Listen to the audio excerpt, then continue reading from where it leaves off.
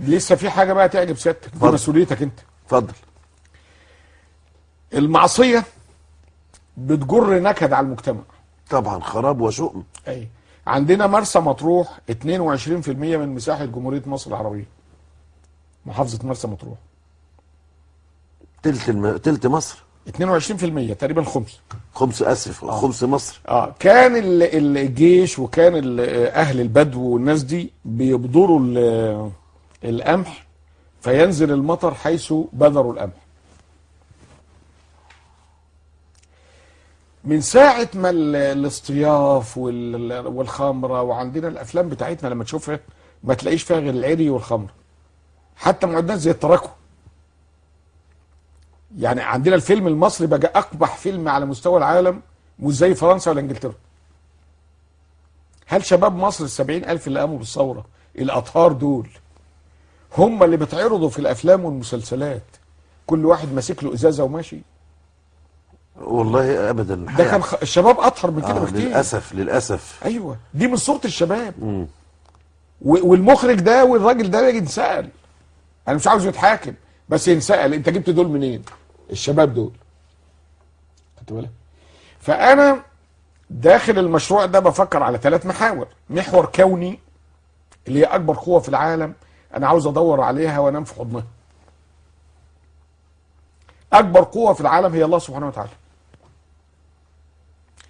فانا بمزيد من الطاعة، المطر بقاله 4 سنين ما بينزلش في الحتة اللي بنبدر فيها القمح. ينزل على الجبال من فوق على الصخر. فلازم اروح انا وسيادتك وناخد البدو ومرسى مطروح ونروح نصلي ونعمل مساجد في الصحراء دي ونقول يا رب نزل لنا المطر. خدت بال سيادتك؟ لان دي برضو كميه تعادل يعني تدخل على 2 طن 2 مليون طن، 1.5 مليون. كميه كبيره مش سهله. بس الناس بيشكولي دلوقتي لما رحت عندهم ان المطر بيسيب الحته اللي فيها القمح ويروح على حته. ما حدش بيحارب ربنا. ونبين للناس ان التدين مكسب، يعني فلوس. التدين ده مكسب. يعني الحقيقه طبعا هو ده جزء نظري. أيوة. لطيف. أيوة. جدا. أيوة. ويعني مش بقلل منه حاشا لله، انما طبعا هو فعلا في مستويين للحديث الان.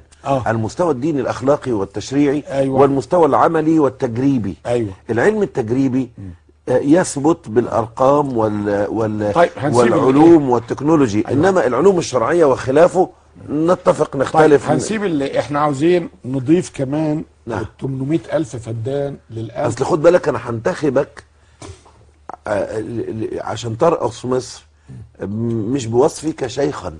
لا اطلاقا. انا مش عاوز شيخ. اطلاقا. انا إطلاق. مش عاوز شيخ. لا ولا انا هفرض على اني شيخ. بالظبط الكلام. انا رجل عنده فكر استراتيجي وتكنولوجي وعقلي وعلمي واحصائي.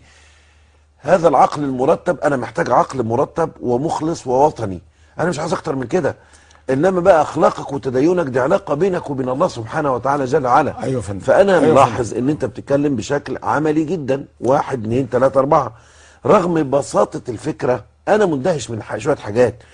اول حاجه مندهش لها، الله، امال الناس اللي كانوا بيحكمونا دول كانوا شغالين ايه بالظبط يا جماعه؟ يا فندم شغال. انا ما هقول لسيادتك على حاجه. هو شغال دي ليله عجيبه. عنده تعليمات ان يخرب. وهدي لسيادتك بيانات. انا دلوقتي عشان مصر دي، اصل احنا بالاغاني والكلام ده والصحفيه الفلانيه والصحفي الفلاني والعلماء، الرطرطه اللي احنا فيها ديت والمكلمه. خدت بال حضرتك؟ بقالنا دلوقتي 4 شهور بنتكلم ليل نهار، حتى البلد اوشكت على الانهيار بسبب الكلام. احنا عاوزين يا اخي كل واحد زي بتوع سبارتا القديم. ايوه كل واحد يحب مصر. في الشتاء عندي 800,000 فدان بنزرعهم جرجير وخس وبصل وفجل وحاجات من دي. والقمح 2 مليون 3 مليون الا السنه دي كان 3 مليون الحقيقه. بمجهود الدكتوره سكينه فؤاد والجماعه اللي كانوا معاها. بلاش انا اطلع من اللعبه. ليه لم يشكر الله من لم يشكر الله. جزاكم الله كلكم خير الجزاء. يعني والله كل مصري مخلص. عملنا مجهود جبار. انتحار. خدت بال سيادتك؟ عندي 800,000 فدان. انا عاوز بقى ما ازرعش خس وبصل وجرجير وفجل الا في بلكونات البيوت في جميع المدن. ماشي، احنا عاوزين خضره اه وعاوزين اكسجين مم. وعاوزين نرضي ربنا ونرضي الرسول اللي بيقول ان قامت الساعه وفي ايدي احدكم فسيله. بس احنا نزرع الاراضي اللي عندنا يا فندم دول وما هنزرعها قمح. ندورهاش. لا هنزرعها قمح. بس مش كله قمح ما بقى. انا مش بقول لواحد ايه، لو كل واحد زرع شتلتين طماطم وشتلتين فلفل. خلي بالك في بلكونات شغاله في اسكندريه في كامب شيزار وبوكلا وفي كفر الشيخ. زرعوا فعلا. ايوه يا فندم والله المشروع ماشي. وبعدت جبت من اليابان مواسير بقى ما تعص ايدين الستات طين. بالتنقيط. لا هي ماسوره فيها مواد كيماويه وفيها بتاع زي الاسفنج كده الجذور تحط فيه. ده اليابانيين اللي بيزرعوا اللي هم الاغنياء مش احنا. ما انا بقول لك مرات اوباما، انا مكسوف جدا تصدق. مرات اوباما بتزرع وتلوك ايديها طين، ومرات البواب عندي في مصر ما بتزرعش. انا اعمل ايه؟ اروح فين بالبلد دي؟ 85 مليون ياكلوا منين؟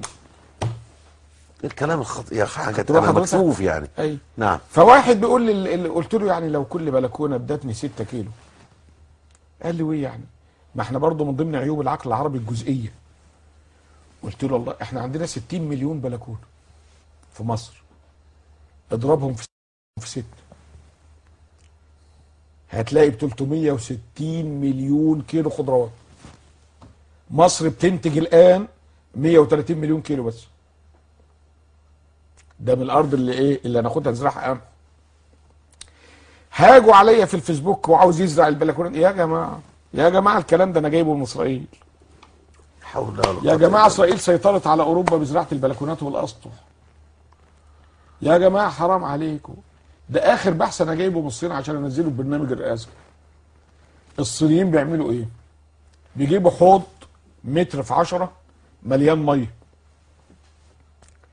ويطلعوا منه حديد يعملوا قفص فوق. طبعا اي ورشه عندنا تقدر تعمله. ويخلوا القفص اللي فوق ده فيه فراخ. تقوم الفراخ تاكل اللي ينزل منها ينزل السمك. والسبله اللي هو البراز بتاع الفراخ. السبله دي هو ده اكل السمك. فبعد شهرين تلاقي عندك 50 فرخه و50 كيلو سمك. لا اله الا الله. تقوم الصين بقى الدوله اللي هي بتصطاد من البحار وعامله مزارع تصدر كل ده لبره. تصدر كل ده. احنا بناكل جمبري صيني بقى لنا 4 سنين اللي هو الاصفر ده. منين ما تلاقي جمبري اصفر اعرف ان ده صيني. لا لا لا، انت كم معلوماتك غير عادي. يعني انا عاوز اقول لحضرتك انا اول مره انا مبهور بحضرتك يا دكتور محمد. الكلام ده انا مش مصدق ودني وانا بسمعه. لا والله اصلا عندي الدين دنيا. يعني دلوقتي انا عندي ايه؟ انا فخور بحضرتك. لا يعني انا عندي اللي يفشل في الدنيا لا يمكن ينجح في الاخره. لا يمكن. والله العظيم لو كان بيمشي على الهوا. لان ربنا قال كده ومن كان في هذه اعمى فهو في الاخره اعمى. ايوه ما دام انت اعمى عن مصلحتك ومصلحه عيالك ومصلحه بلدك تيجي تشرفنا هناك اعمى ما تشوفش حاجه خالص على جهنم. سلم يا رب. أيوة. دكتور محمد انا عاوز اقول لك انا مستمتع جدا جدا بلقائك، لكن الوقت يعني تفلت من ايدينا. ما اتكلمتش معاك. الكلام ده مهم جدا. ممكن لو سمحت يعني تتكرم علينا. يعني شوف انا بقى بس ما يهمنيش موضوع الرئاسه. انا اتمنى انك لا رئاسه ايه؟ طب انا اقول لحضرتك على حاجه. نعم. الكلام ده يوصل للناس ويتنفذ ومش عاوزين رئاسه. انت راجل جميل جدا. اي والله. وكلام اغرب برنامج رئاسي انا سمعته في حياتي. اغرب برنامج. يعني انا شخصيا بقول لك اهو انا بقيت متحمس جدا لحضرتك. وانا واحد من الناس اللي بصوتي الضعيف انا واسرتي هنكون وراك وبدعمك وقناتنا وده دي. يساوي عند الدنيا كلها. والله يا فندم انا عاوز اقول لحضرتك كلام مبهر، كلام مبهج، كلام منعش، كلام مهم جدا. لازم نفهم، يا نفهم يا ما نفهمش، يا نعرف يا ما نعرفش. الكلام اللي بيقوله هذا الرجل الكريم ما هواش لوغاريتمات. وكل المسؤولين سامعين دلوقتي وكل الناس اللي بتفهم واخده بالها دلوقتي. عندكم ملاحظات نتكلم. وهجيب ان شاء الله خبير زراعه يقعد يناظر ويواجه ويتكلم. ايوه يا فندم. ويتبادل الراي. يقول له كذا يقول لا معاك حق معاكش حق.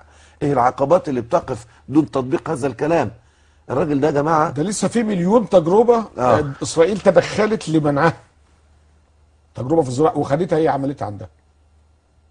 ده كلام خطير جدا وعلى مسؤوليتك، ولازم نعرفه، ولازم شوف على حضرتك. مسؤوليتي، ده شرف لي اه ان انا عارف المعلومات دي، لان انا كنت بسيب بيتي واروح التل الكبير اشوف مزرعه بتقام بالعلم. العلم. هذه المزرعه صاحبها ظهر في برنامج مع امل فهمي، وظهر في التلفزيون، وعمل المستحيل ان حد يقلده، ممنوع. طب موجود دلوقتي في صحراء النقب، التجربه بتاعته شغاله. حسبنا الله ونعم الوكيل. لا انا عاوز كمان اعرف تجربتك في موضوع النخل. 13 سنه انا بزرع نخل.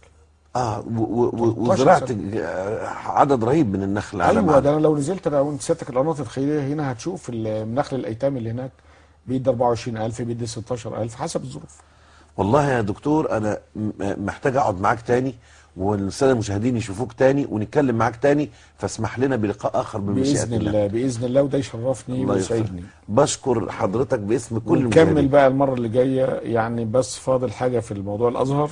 ده حاجات ده حاجات عن مدينه البعوث والحاجات دي ان شاء الله، بعد ستك ما تيجي بالسلامه ان شاء الله. لازم يا فندم ان شاء الله الاسبوع القادم هيكون لنا لقاء اخر ان شاء الله بحول الله. ان شاء الله. شكرا ليك. العفو يا فندم. وصوتي ليك. ربنا يخليك ويبارك فيك. اعزائي المشاهدين، بعد هذا اللقاء الصريح والواضح، كل واحد يعيد حساباته.